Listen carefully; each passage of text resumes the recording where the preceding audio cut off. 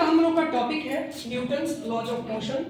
Very short time में 5 से 7 minute में हम इसको कंप्लीटली समझेंगे कि न्यूटन्स लॉज ऑफ मोशन क्या कहता है। तो न्यूटन्स लॉज ऑफ मोशन के बारे में क्लास 9 से ही आप लोग पढ़ते आ रहे हैं कि 3 लॉज इसके बारे में दिया गया, फर्स्ट लॉज, सेकेंड लॉज और थर्ड लॉज।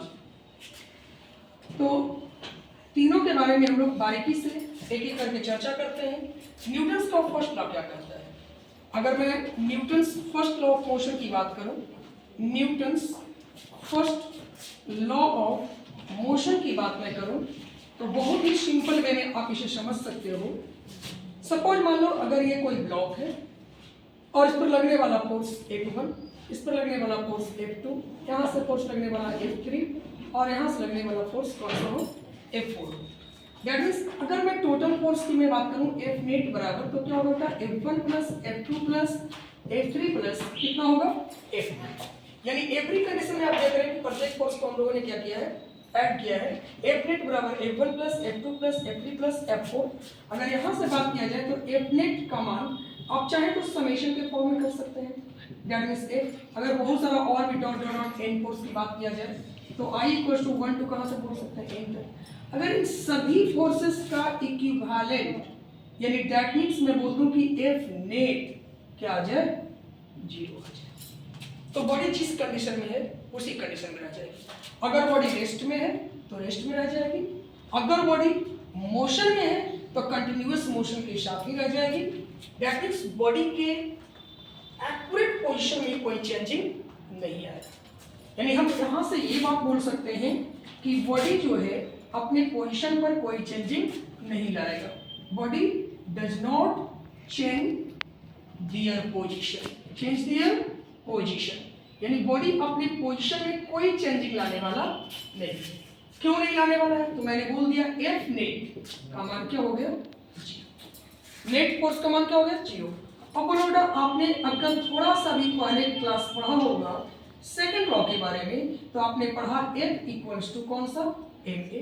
मैं यहाँ पर F नेट की बात कर रहा हूँ तो F net equals to ma, तो A नेट की बात कर रहा हूँ।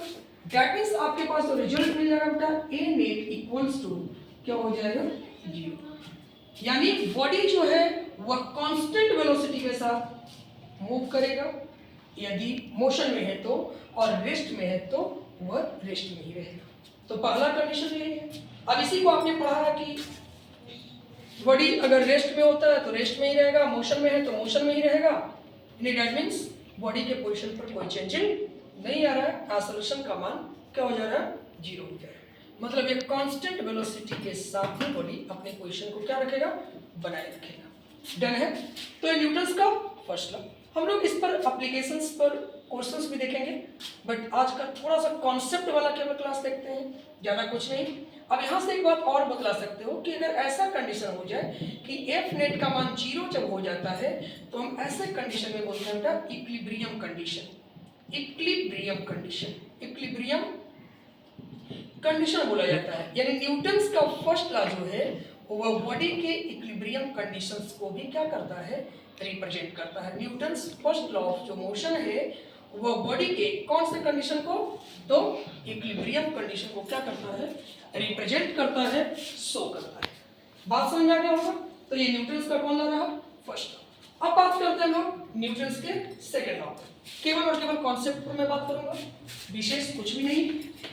आइए न्यूटन्स के सेकेंड लॉ की चर्चा करते हैं थोड़ा सा स्पीड में और बेहतर कॉन्सेप्ट के साथ। न्यूटन्स का सेकेंड लॉ क्या कहता है? न्यूटन्स का सेकेंड लॉ कुछ खास नहीं, मोमेंटम से बेस्ड है। और मोमेंटम से बेस्ड कुछ इस प्रकार से है कि सपोज मान लो आपके पास एक कोई बॉडी रहा और आप बॉडी पर इनकेस आप फोर्स अप्लाइड करते हैं तो बॉडी के वेलोसिटी में चेंजिंग आएगा, यानी वेलोसिटी चेंज करेगा। जब वेलोसिटी चेंज करता है, ब्लॉक का अपना मास m है, तो आप कहोगे कि मोमेंटम चेंज करेगा। क्या चेंज करेगा? मोमेंटम चेंज करेगा। यानी फोर्स जैसे ही हम लोग किसी बॉडी पर लगाते हैं तो बॉडी का वेलोसिटी चेंज कर जाएगा। वेलोसिटी चेंज करने का मतलब उस बॉडी का मोमेंटम चेंज करेगा। अब देखो फोर्स हम लगाए हैं तो इसमें कोई ना कोई टाइम भी लगा होगा, यानी आप कह सकते हैं कि टाइम फोर्स जब अप्लाई किया तो टाइम के अकॉर्डिंग मोमेंटम चेंज करना। किसके अकॉर्डिंग? टाइम के अकॉर्डिंग। कोई ना कोई टाइम तो लगेगा भाई, फोर्स लगाए तो कोई टाइम तो लगा फोर्स लगाने में, फिर बॉडी को उसका रिएक्शन देने में।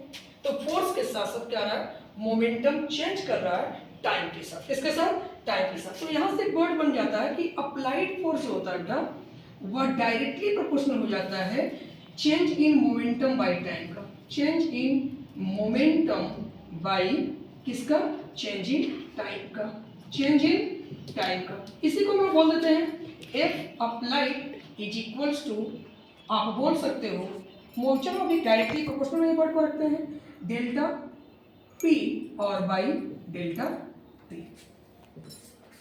अब इस कॉन्सेप्ट को अगर आगे और बैलेंस करें तो मैं इसे कर दूं कि इवेंट, मैं टाइम कर दूंगा इस शॉर्ट टाइम के लिए, डेल्टा T टेंस कर जाए 0 टाइम के लिए, तो ये टर्म चेंज हो जाएगा। F अप्लाइड जो हो जाएगा बेटा, हुआ F अप्लाइड आपको मिल जाएगा किसके अकॉर्डिंग, तो dt और बाई क्या चीज, dt। चूंकि वेक्टर क्वांटिटी आप वेक्टर लिख सकते हैं अगर इच्छा है तो। यही न्यूटन्स का मेन सेकंड लॉ है।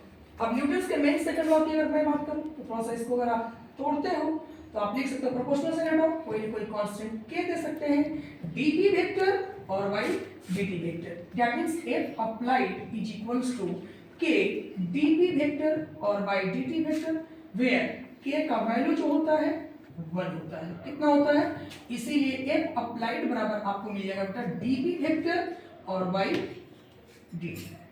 यानी यहां से आप इसको थोड़ा और तोड़ लो, F इज इक्वल टू आप लिख सकते हो m v माइनस u और y में लिखूं क्या चीज, time t। That means F is equal to आप चाहें तो लिख सकते हैं क्या चीज, m और v minus u by t को m, लेकिन ये याद रखिएगा this is for uniform acceleration के लिए, this is for uniform accelerating body के लिए, एक्सेलरेटिंग बॉडीज के लिए यह लॉ लागू होगा, अदरवाइज लागू नहीं होगा। बाकी जगह पर कौन फॉर्मूला लागू होगा, तो F equal to dp by कौन सा dt, और आप इसे लिखना चाहो इस रूप में तो लिख सकते हो d, p के जगह पर मैं लिखूं mv और y dt। इसे पार्शियल डिफरेंशिएशन मेथड से तोड़ दो तो F बराबर आ जाएगा आपका dm, v को ले लो बाई dt और प्लस, अगर मैं m को कांस्टेंट रखता हूं तो dv बाई क्या आ जाएगा dt। This is the main form of Newton's second law. ये कौन फॉर्म होगा, main form of Newton's second law, Newton's second law. Done है, तो ये मेन फॉर्म ऑफ क्या हो गया, न्यूटन्स सेकंड लॉ। अब आइए थर्ड लॉ पर थोड़ी सी चर्चा करें। तो न्यूटन्स का थर्ड लॉ क्या कहता है, न्यूटन्स के थर्ड लॉ के लिए एक सिंपल सा कॉन्सेप्ट बनाते हैं, ज्यादा कुछ खास नहीं, सिंपल सा कॉन्सेप्ट पर हम लोग चर्चा करेंगे। न्यूटन्स का थर्ड लॉ, अगर मैं इसकी चर्चा करूं तो बहुत सिंपली आप कर सकते हैं। न्यूटन्स थर्ड लॉ पर मैं बात करूं, न्यूटन्स थर्ड लॉ के कॉन्सेप्ट पर मैं बात करूं, Newton's third law of motion पर मैं बात करूं तो बहुत सिंपल आप समझ सकते हैं, कुछ खास नहीं। सबसे पहला नंबर आपको ये कॉन्सेप्ट रखना होगा कि जब भी लगेगा एक पेयर ऑफ बॉडी पर लागू होगा, कभी भी सिंगल बॉडी पर लागू नहीं होगा। नंबर दूसरा, इसमें जो फोर्स होता है वह एक्शन रिएक्शन पेयर में होता है, एक्शन और रिएक्शन पेयर में होता है। नंबर थर्ड कॉन्सेप्ट आप समझ सकते हो कि एक्शन और रिएक्शन एक दूसरे को कैंसिल नहीं करता है। एक्शन और रिएक्शन आपने बहुत जगह पढ़ा होगा कि कैंसिल कर देता है, मैं बात कर रहा हूँ कि कैंसिल नहीं करता है, बल्कि रिएक्शन के कारण ही किसी भी बॉडी का रिजल्ट हमें मिलता है कि वो बॉडी किस रूप में आगे बढ़ रहा है या नहीं बढ़ रहा है। तो यहाँ पर याद रखना है कि एक्शन और रिएक्शन जो होता है वो कभी भी किसी को कैंसिल नहीं करता है। यानी दैट मींस यहाँ से आप ये कह सकते हो ना कि F जो आपने क्या किया, एक्शन दिया, वह इक्वल हो जाएगा किसका बेटा, F रिएक्शन का। यानी every action equal to reaction होगा। एवरी एक्शन बात किया जाए तो एवरी रिएक्शन का होगा, एवरी रिएक्शन का होगा, लेकिन क्या चीज में, तो मैग्नीट्यूड में। क्या चीज में होगा, मैग्नीट्यूड में, और डायरेक्शन में यह अपोजिट होगा। डायरेक्शन में क्या होगा, एक दूसरे का अपोजिट होगा, ठीक है, एक दूसरे का अपोजिट होगा। बात समझ आ रहा है। यानी अगर हम किसी भी ब्लॉक पर फोर्स लगाते हैं तो वह ब्लॉक भी मेरे ऊपर फोर्स लगाता है। यानी ये हमेशा याद रखना कि जब भी लगेगा एक पेयर ऑफ ऑब्जेक्ट पर काम करेगा, और एक ऐसा फोर्स है तो एक्शन और रिएक्शन पेयर का फोर्स है। एक्शन और रिएक्शन कभी भी एक दूसरे को कैंसिल नहीं करता है। F action equal to F reaction होता है, every action is equal to every reaction होगा मैग्नीट्यूड में, बट डायरेक्शन में क्या होगा, अपोजिट। तो ये न्यूटन्स का थर्ड लॉ का कॉन्सेप्ट रहा। तो हमने एक शॉर्ट टाइम में तीनों के तीनों कॉन्सेप्ट को हमने क्लियर किया। अगली क्लास में हम देखेंगे कुछ और टॉपिक पर शॉर्ट वीडियो लाते हैं ताकि आपको बेहतर से बेहतर रिवीजन हो सके। चलिए आज के लिए इतना ही, तब तक ले लेते हैं थोड़ा सा ब्रेक।